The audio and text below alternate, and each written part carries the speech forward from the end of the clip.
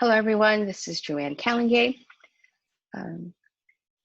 Patient Care Assistant Manager, and this is the training video for Tsheets. So you can use Tsheets on your phone. I prefer the phone because it's a lot easier and it's convenient, but you can also clock in using the website. So I'm going to show that to you right now. Please make sure you use your personal email when registering for Tsheets. Because in the event you leave with health, you'll still have access to all this information. You'll definitely need this for when you do file for taxes. Okay, when you get to this page and it says choose a company, please select the option where it has with health, Inc. with no period. So the second one is the correct one.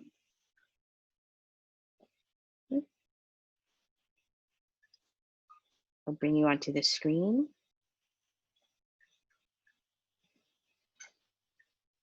Perfect. So from here, you're going to go ahead and click on time clock. You need to find the correct customer,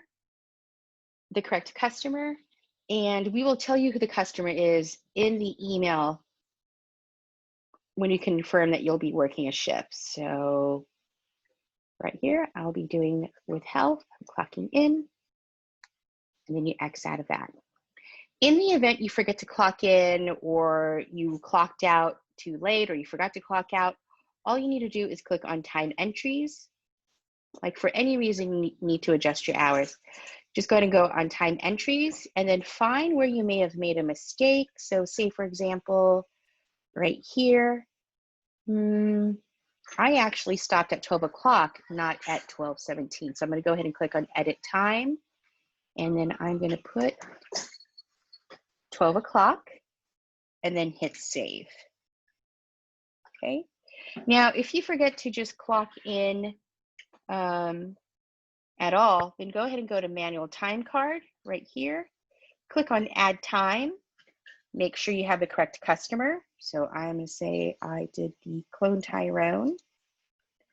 And I worked on the first from 2 p.m. to 2:30 p.m. Cool. Once you do that, click save. Let's see, why is it not letting me?